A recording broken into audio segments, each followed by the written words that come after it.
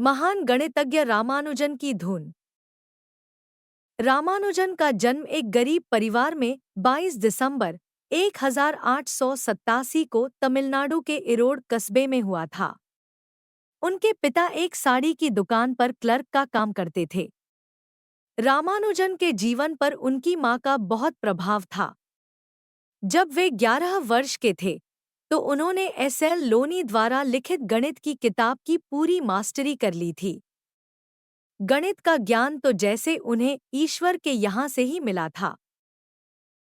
वर्ष 1909 में उनकी शादी हुई। उसके बाद वर्ष 1910 में उनका एक ऑपरेशन हुआ।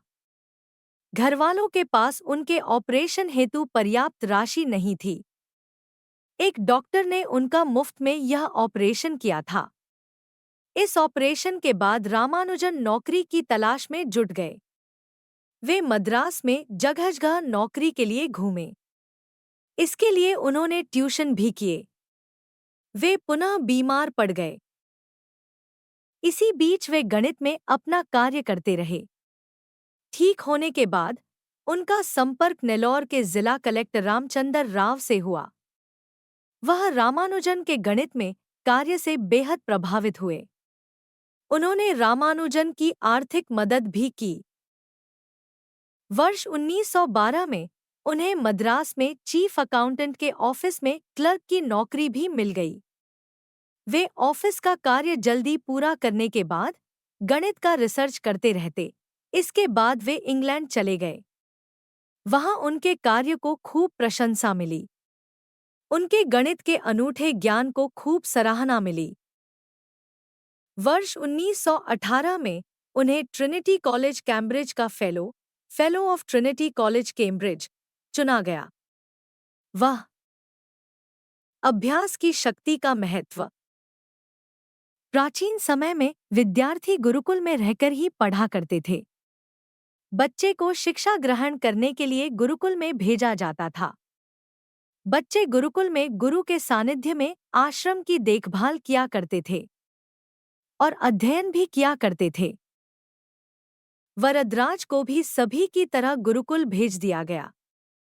वहां आश्रम में अपने साथियों के साथ घुलने मिलने लगा।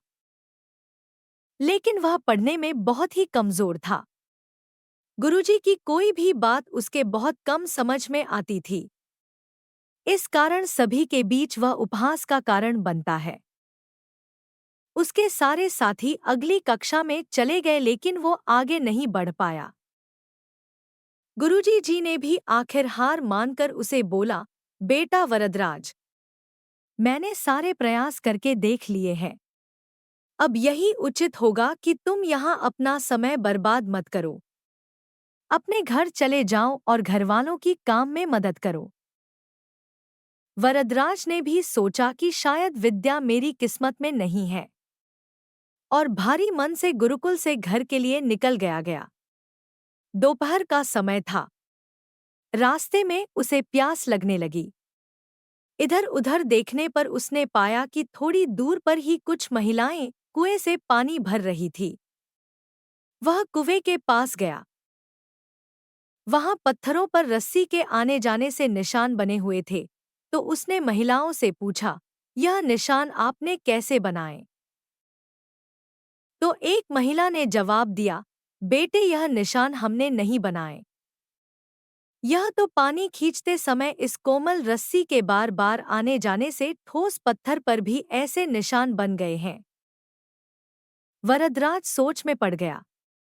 उसने विचार किया कि जब एक कोमल से रस्सी के बार बार आने जाने से एक ठोस पत्थर पर गहरे निशान बन सकते हैं, तो निरंतर अभ्यास से मैं विद्या ग्रहण क्यों नहीं कर सकता। वरदराज ढेर सारे उत्साह के साथ वापस गुरुकुल आया और अथक कड़ी मेहनत की।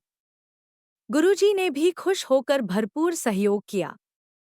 कुछ ही सालों बाद यही मंदबुद्धि बालक वरदराज आगे चलकर संस्कृत व्याकरण का महान विद्वान बना, जिसने लघु सिद्धांत कौमुदी, मध्य सिद्धांत कौमुदी, सार सिद्धांत कौमुदी, गीर्वाण मंजरी की रचना की। दोस्तों, अभ्यास की शक्ति का तो कहना ही क्या है। यह आपके हर सपने को पूरा करेगी।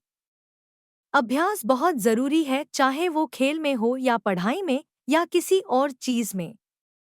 बिना अभ्यास के आप सफल नहीं हो सकते हो। अगर आप बिना अभ्यास के केवल किस्मत के भरोसे बैठे रहोगे, तो आखिर में आपको पछतावे के सिवा और कुछ हाथ नहीं लगेगा। इसलिए अभ्यास के साथ धैर्य, परिश्रम और लगन रखकर आप अपनी मंजिल को पाने के लिए जुट जाएं।